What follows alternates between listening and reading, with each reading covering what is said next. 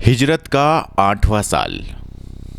نبی اکرم صلی اللہ علیہ وسلم نے جو تبلیغی و دعوتی خطوط بادشاہوں کے نام لکھے تھے، ان میں ایک خط حارث بن عمیر ازدی رضی اللہ تعالیٰ عنہ کے ہاتھوں حاکم بصرہ کے نام روانہ کیا تھا۔ حارث بن عمیر ازدی ابھی بصرہ تک بھی نہ پہنچے تھے اور شام کی سرحد کے قریب مقام موتا میں پہنچنے پائے تھے کہ وہاں کے حاکم شرجیل بن عمر غسانی نے، جو قیصر روم کی طرف سے اس علاقے کا صوبے دار تھا، حارث کو گرفتار کر لیا اور یہ معلوم کر کے کہ وہ حاکم بصرہ کے پاس نبی اکرم صلی اللہ علیہ وسلم کا خط لیے ہوئے جا رہے ہیں، ان کو شہید کر دیا۔ حارث بن عمیر کے بلا وجہ قتل ہونے کی خبر جب مدینہ منورہ میں پہنچی تو مسلمانوں کو سخت صدمہ پہنچا۔ نبی اکرم نے ایک مہم اس غسانی سردار کے خلاف روانہ کی۔ اگر اس مہم کی روانگی میں ذرا بھی دیر ہوتی تو شام کی طرف سے مدینہ پر حملہ یقینی تھا۔ نبی اکرم نے حکم دیا تھا کہ مسلمان اپنے اپنے جنگ کے ہتھیار لے کر موضع حرق میں جمع ہوں۔ چنانچہ 3000 اسلامی لشکر موضع حرق میں جمع ہو گیا۔ آپ نے اس لشکر کی سرداری زید بن حارث رضی اللہ تعالیٰ عنہ کو عطا فرمائی اور حکم دیا کہ اگر زید بن حارث شہید ہو جائیں تو جعفر بن ابی طالب رضی اللہ تعالیٰ عنہ اس لشکر کے سردار ہوں گے، اور اگر جعفر بھی شہید ہو جائیں تو عبداللہ بن رواحہ رضی اللہ تعالیٰ عنہ سردار لشکر ہوں گے۔ اگر وہ بھی شہید ہو جائیں تو پھر جس کو لشکر پسند کرے اپنا سردار بنا لے۔ نبی اکرم اس لشکر کو تھوڑی دور تک ساتھ میں پہنچانے گئے، پھر واپس مدینہ منورہ تشریف لے آئے۔ زید بن حارث رضی اللہ تعالیٰ عنہ اپنے لشکر کو لیے مقام معاون تک بڑھے چلے گئے۔ مقام معاون میں پہنچ کر خبر ملی کہ حاکم موتا شرجیل بن عمر نے مسلمانوں کے مقابلے کے لیے 1,00,000 جرار فوج جمع کر رکھی ہے اور 1,00,000 فوج کے ساتھ موتا سے تھوڑی دور پیچھے وادی بلقا میں خود قیصر روم اپنے کیمپ لگائے تیار ہیں۔ اس خبر کو سن کر اسلامی لشکر میں فکر پیدا ہوئی۔ مسلمان 2 دن تک معاون میں ٹھہرے رہے اور لگاتار مشورہ ہوتا رہا کہ نبی اکرم صلی اللہ علیہ وسلم کو خط لکھا جائے اور آپ کے حکم کا انتظار کیا جائے۔ ابھی کوئی خاص رائے قائم نہیں ہوئی تھی کہ عبداللہ بن رواحہ رضی اللہ تعالیٰ عنہ نے بلند آواز سے لوگوں کو اپنی طرف مخاطب کر کے کہا، تم لوگ شہادت کی جستجو میں نکلے ہو۔ کافروں سے ہم گنتی اور قوت کے ذریعے سے نہیں لڑتے، بلکہ ہم اس دین کے ذریعے سے لڑتے ہیں جس سے اللہ نے ہم کو مشرف کیا ہے۔ بس مقام موتا اور لشکر ہرقل کی طرف پیش قدمی کرو اور اپنے لشکر کا دائیں اور بائیں درست کر کے کافروں کا مقابلہ کرو۔ اس کا نتیجہ ان 2 نیکیوں سے خالی نہ ہوگا، یا تو ہم کو فتح حاصل ہوگی یا شہادت میسر ہوگی۔ عبداللہ بن رواحہ کا یہ بہادرانہ کلام سن کر زید بن حارث ایک ہاتھ میں نیزہ دوسرے میں جھنڈا لے کر اٹھ کھڑے ہوئے۔ تمام مسلمانوں میں جوش اور شہادت کا شوق پیدا ہوا۔ اسلامی لشکر معاون سے روانہ ہوا۔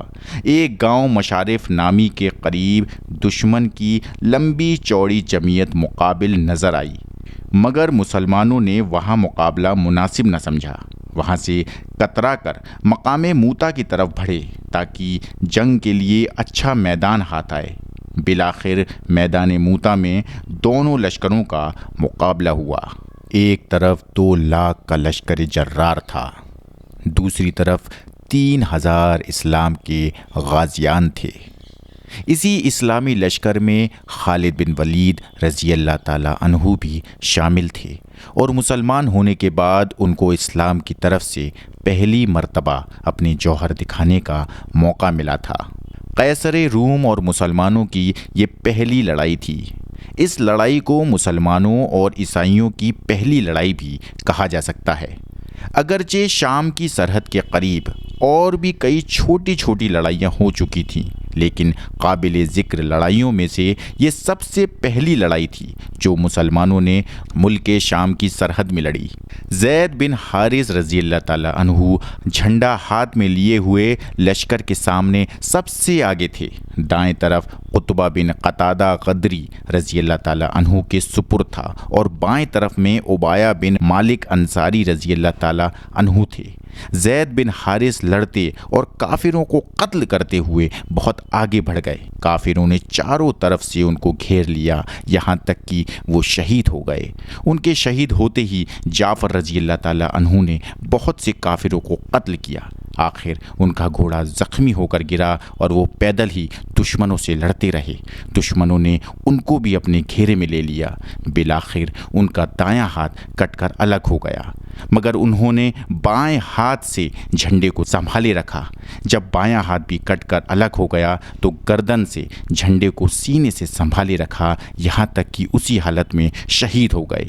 ان کی شہادت کے بعد عبداللہ بن رواحہ رضی اللہ تعالیٰ عنہ نے آگے بڑھ کر جھنڈے کو اپنے ہاتھ میں لیا اور تھوڑی دیر لڑ کر وہ بھی شہید ہو گئے اور اسلام کا جھنڈا گر گیا۔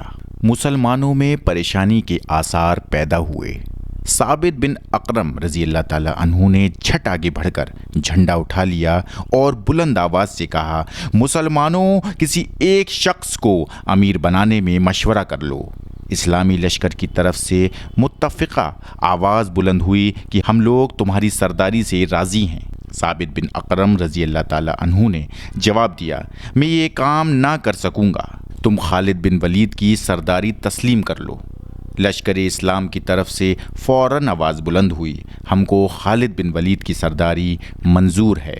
یہ سنتے ہی خالد بن ولید نے فوراً آگے بڑھ کر ثابت بن اقرم کے ہاتھ سے جھنڈا لے لیا اور رومی لشکر پر حملہ کیا۔ ابھی تک رومی لشکر غالب اور مسلمان مغلوب نظر آتے تھے۔ کچھ مسلمانوں کی ہمتیں یہ رنگ دیکھ کر پست ہو چکی تھیں، لیکن خالد بن ولید نے جھنڈا ہاتھ میں لیتے ہی مسلمانوں کو للکار کر لڑائی پر آمادہ کر دیا۔ پھر اس خوبی سے دشمنوں کے بھاری لشکر پر لگاتار حملے کیے کہ رومیوں کے چھکے چھوٹ گئے۔ خالد بن ولید نے یہی نہیں کہ خود بے جگری سے حملے کیے، بلکہ انہوں نے اپنے لشکر کی ترتیب اور نقل و حرکت کو بڑی خوبی سے اپنے قابو میں رکھا۔ انہوں نے کبھی بائیں طرف سے آگے بڑھایا، کبھی دائیں کو پیچھے ہٹا کر خود بھی حملہ کرتے تھے اور اپنے لشکر کے مختلف حصوں میں سے دشمنوں کو مارتے تھے۔ خالد بن ولید بجلی کی طرح میدان جنگ میں تیزی سے لڑ رہے تھے اور اپنے لشکروں کے ہر ایک حصے کو خود مدد پہنچاتے تھے۔ غرض صبح سے شام تک خالد بن ولید نے اپنے 3000 غازیوں کو رومیوں کے 1,00,000 لشکر جرار سے لڑایا۔ جب شام ہونے کو آئی تو رومیوں نے مسلمانوں کے مقابلے سے بھاگنے کی راہ گوارا سمجھی۔ مسلمانوں نے تھوڑی ہی دور تک ان کا پیچھا کیا اور کچھ مال غنیمت بھی اس میں مسلمانوں کے ہاتھ آیا۔ اس لڑائی میں کل 12 صحابی اسلامی لشکر سے شہید ہوئے۔